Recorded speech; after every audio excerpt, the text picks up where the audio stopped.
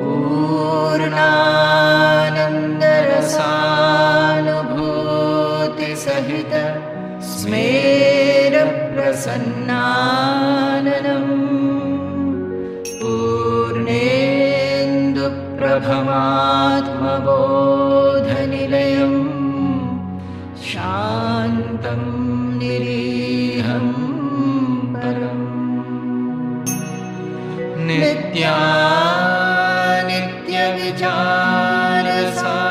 नित्यविचारसारचतुरं निर्मत्सरं पावनं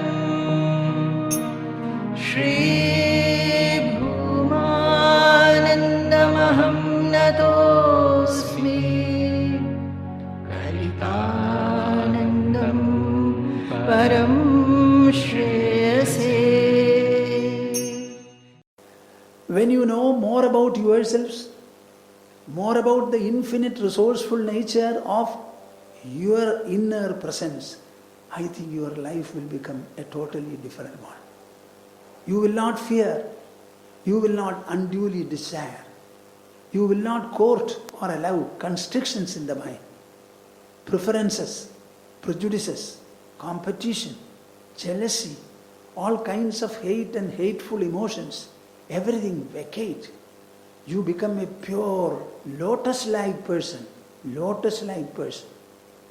Everyone will like you. Even for enemy number one, you will be the first person whom he likes.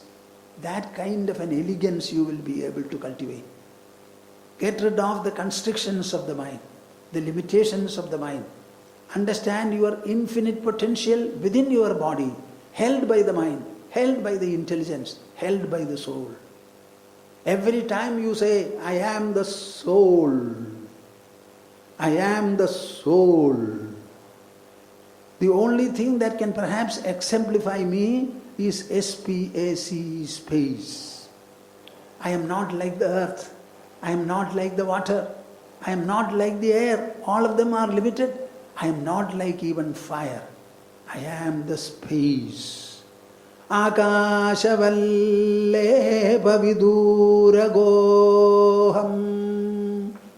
a beautiful line. Akashavad lepaviduragoham. I am untainted, taintless, like the sky and space. Adityavad bhasya vilakshanoham. Like the sun, I illumine everything. And nothing is called for to show us the sun. Sun's brilliance is such that it is felt by it. It is itself felt. It shows itself and also the objects of the world. Even when I slept and everything went away from me, I did not go. I woke up from the sleep to say, I slept. So the I is never wiped off from me. Mind is wiped off. Intelligence is wiped off. Ego is wiped off. The world is wiped off. But I am not wiped off anywhere. Adityavat. And this I is illumined by itself, not shown by a second factor. Adityavat bhasya vilakshanoham aharyavad nityavinishchaloham. Like a mountain, I am unshakable. My dear souls, can you say this? Huh? What? I am not saying your body is not unshakable, but the inner presence is unshakable. Ambodhivad paravivarjidoham. Like the sea, I am unbounded, I am unbounded, I am endless. This is the song that you will sing. If you ask me what is Vedanta, this is Vedanta. This is Vedanta. It tells you about the I in you. Shows of what dimension and magnitude it is. Tells you to be connected to it, to be aware of it, to remember it, to be infused by it, to be enthused by it, to be inspired by it. Get connected to it and say, I am unshakable, I am unshakable, I am unshakable. Even the 13 or 18 boys that were held up in the cave, The teacher appears to have put them into meditation. Meditation. At that lonely place. And the children seem to have acquired a lot of inner strength. How did they survive for so many days? Just imagine. Harvard University says, when we went to America last time for conducting the Global Bhagavad Gita Convention in California, Pankaj, who was my host, was telling me, Harvard University has issued a bulletin. 7 hours people sleep in average. 17 hours they are awake. 1020 minutes. Out of the 1020 minutes, at least 20 minutes you should close your eyes and get connected to your own self, your own I. Then you will be successful in life. Successful in anything that you do, anything you want to achieve. Derive inspiration from within. Sri Rama was encountering Ravana. Rama had only 2 hands and he did not have even a chariot. He was standing on the floor.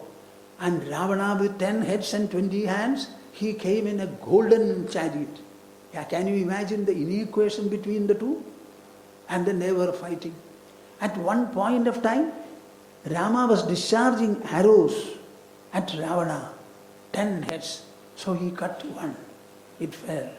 He cut the second, the first sprouted again. Pah! What is this? I cut off the neck, the second one, the first sprouts. So he said, this is going to be an endless mission. I don't know what to do. He stopped fighting, closed his eyes, contemplated upon his own I, the Antaratma, the inner brilliance, the inner splendor, the inner infinite magnitude, infinite resourcefulness. He contemplated upon, opened his eyes, took an arrow, aimed it at the chest of Ravana, he fell. Heads and necks were 8, but the heart and lungs feeding them were only 1. Push. Where from did he get the suggestion, you tell me? Or like all of you do, did he press the mobile? See, I am encountering this proposition, please let me know. Or search in the Google. He got it from himself. Understand it. You refuse to understand that you have an insight. You refuse to understand that there can be an inner brilliance. Maybe I will talk to you this afternoon or tomorrow about what is meant by inner brilliance. We only know about visual brilliances. That is in the form of light. But there is something called the inner brilliance. Inner brilliance. Inner brilliance. Try to understand it. How do you know that you have a thought? Which is the torch which illumined it. So many thoughts and emotions are arising within your body, in the mind. How do you know? If light is necessary visually for seeing, some presence is required for you to see inside the thoughts.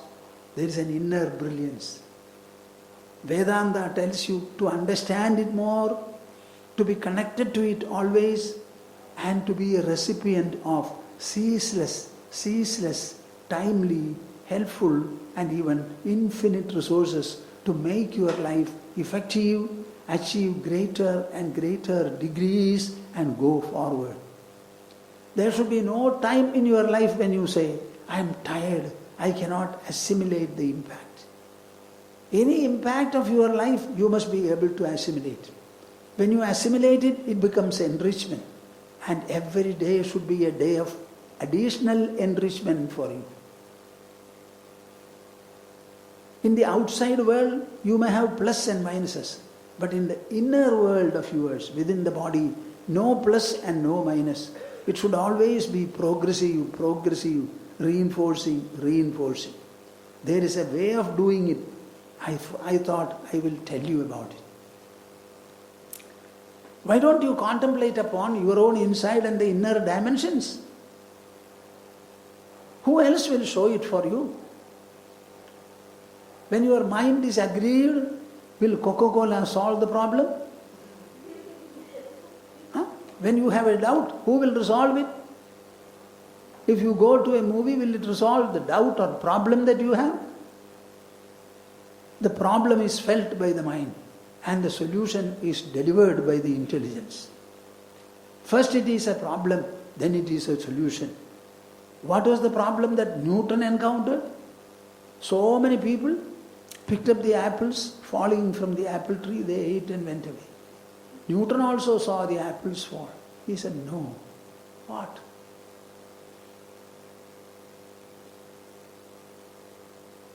From everywhere it falls perpendicularly.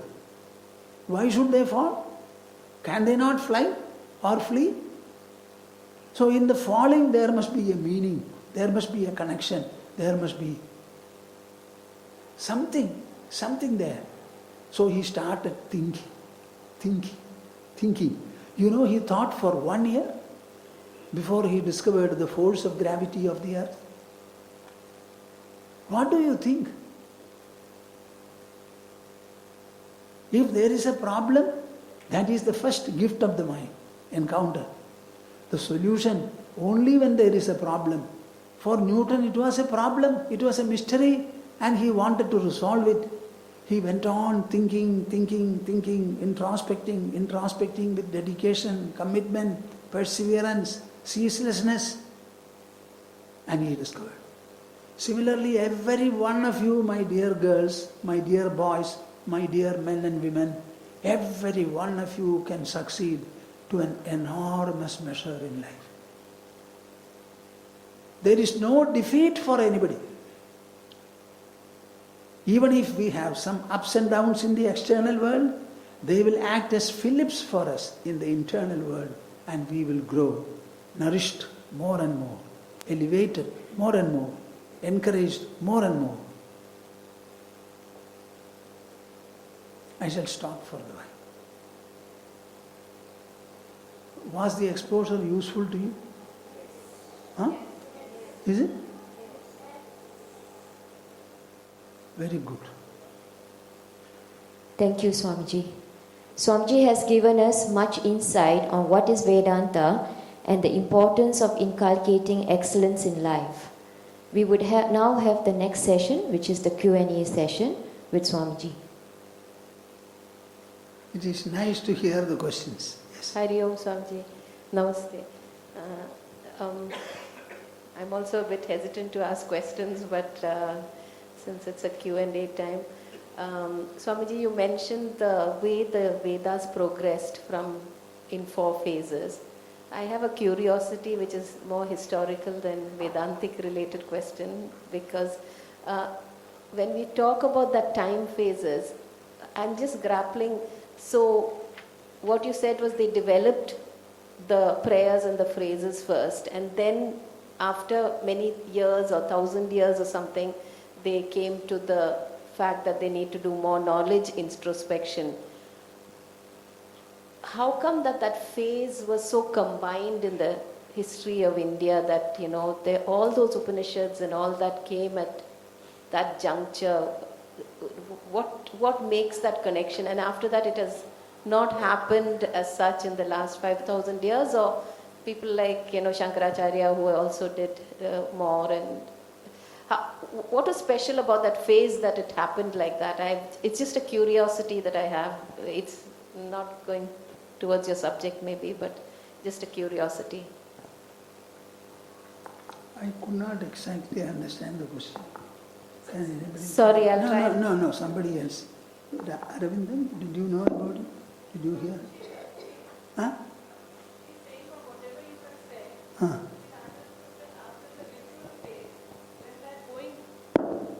Within phase came.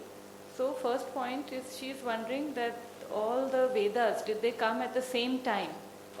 Historically, chronologically, were they all come at the same time? And then between that time and this time, has there been any further coming up of either Vedas or any literature, or is it that most of the development of this going within literature took place at a particular time? And if so, what was that time? Okay. See, nobody can say how long our Vedic thinkers spent in prayers and praises. We have no record of it. But in the same Vedic treasure we find the first period devoted to praises and prayers. Subsequently we find rituals and ceremonies are mentioned. So the time lag between the first and the second we cannot say. But they have moved from one stage to another. Then after passing through the first two stages, what we find is there was a diametrical turn. When the external world or external action does not answer your quest, where will you turn to? Even today. Suppose a mother has a disobedient son, and the son is not at all trying to be obedient. All her actions have failed. Then what will she then do, you tell me?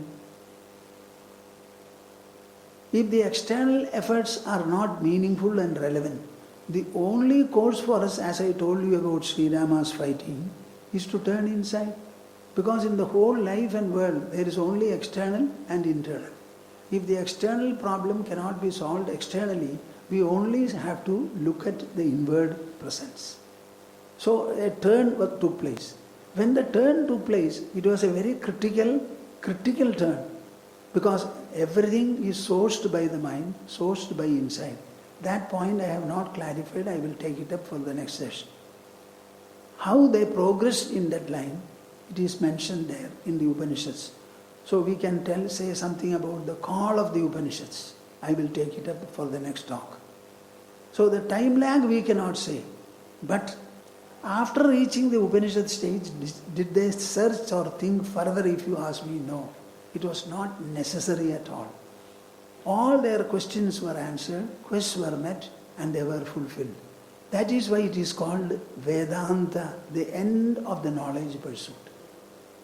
If the researching mind feels satisfied and full, then will it research any further? All the research is springing from the intelligence, from a level of curiosity, dissatisfaction. When the dissatisfaction goes and you have full satisfaction, I don't think we will try to do anything. Maximum share your satisfaction with the others, like we are doing it. Have I answered your question? You did not hear the last part. The question about what you just said, is it just the ending of the Vedic time? So I was trying to tell her, no, from what you're saying, there was a group of people who came together at a certain period of India's history and they came up with the answers. No? Let it be one or many. Why are you concerned about it? Only the In answers. the Vedic text which we have now, the clear fact that is shown is, it is divided into 4 sections. In the first section, prayers and praises. In the second section, performances. In the third, withdrawal from these and getting into a mood of contemplation. In the fourth, finding answers. The time we can only say it is prehistoric. At what period of history, how can you say? Because it becomes prehistoric. We have history recorded up to 600 BC. Before that, what time, how can anybody say? It can be anything. The moment we say it is prehistoric, we cannot give any particular date or mark for it. And because they had reached the end point of knowledge, the fulfillment of knowledge, no further inquiry is there and nothing more had to be accomplished. So it got fulfilled there. This is what we find. We shall go to the next question.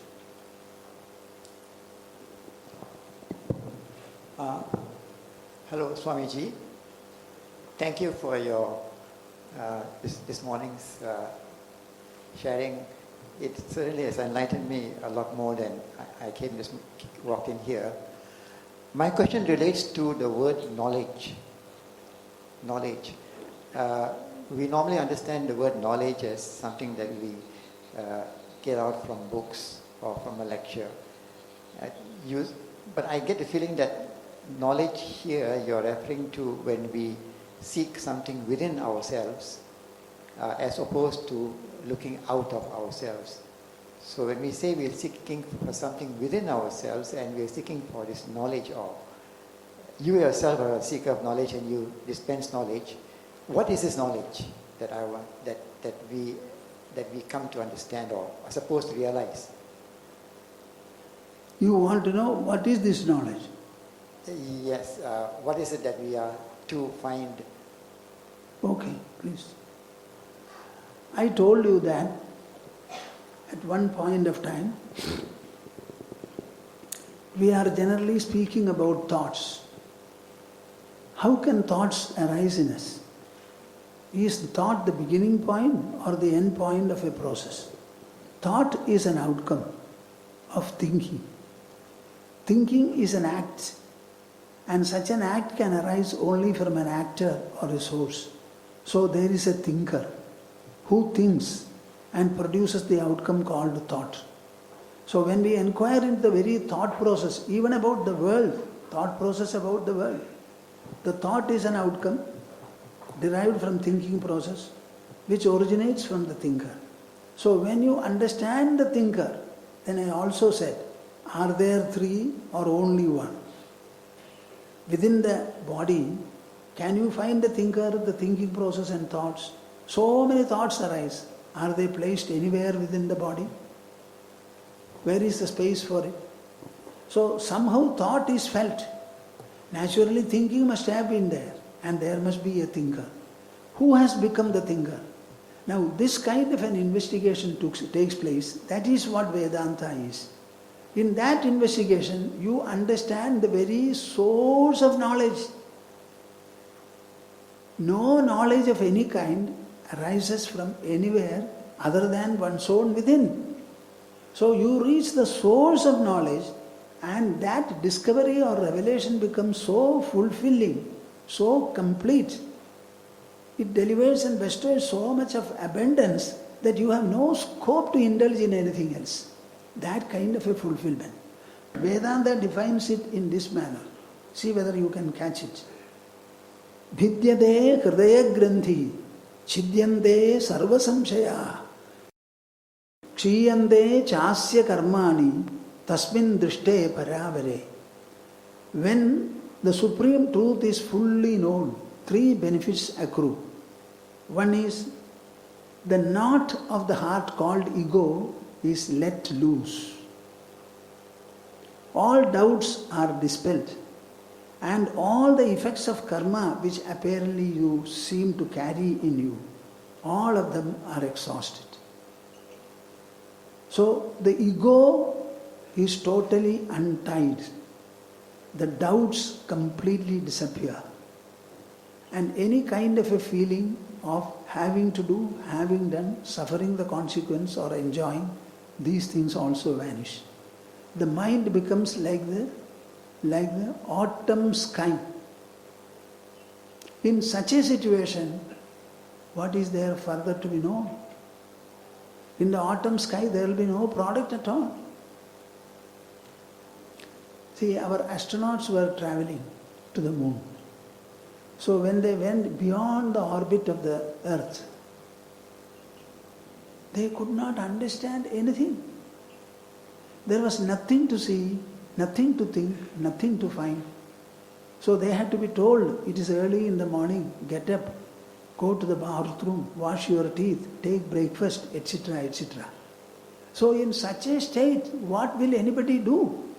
It is a state of fullness where the whole space is revealed. That is the nature of knowledge that you have. This knowledge is called the subject knowledge, as different from the object knowledge. And so far as the object is concerned, shall I say? Huh? Shall I say? Why is he keeping quiet? He doesn't nod his head. Shall I say or not? Then you should tell me openly. When you sleep, is there any object there? You are there. You are lying on the bed. Shh. So, when you are asleep, do you feel that you are sleeping? No. What happens to your body? Your body So is... everything is gone.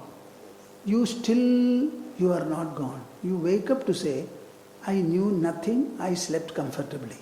Naturally, that is the subject. All other things are objects. When the objects are not there, still the subject survives. But when the subject is not there, the object cannot be. So the subject becomes the supreme and the object is a subsidiary and dependent factor. This knowledge you get. I can explain it still further. Remind me next time. Reverend Swamiji, the mind has enormous strength. The mind? The mind has enormous strength. Enormous strength. Oh yes, enormous strength. Okay. But how do we achieve that strength? How do we enhance our strength? Okay, please. When you know the mind has enormous strength and you start reflecting upon it, how you say that mind has enormous strength? So we will start explaining what is this meant by this enormity of the mind and mind strength. When you know that the mind is enormous and you have such a mind, tell me what will you be?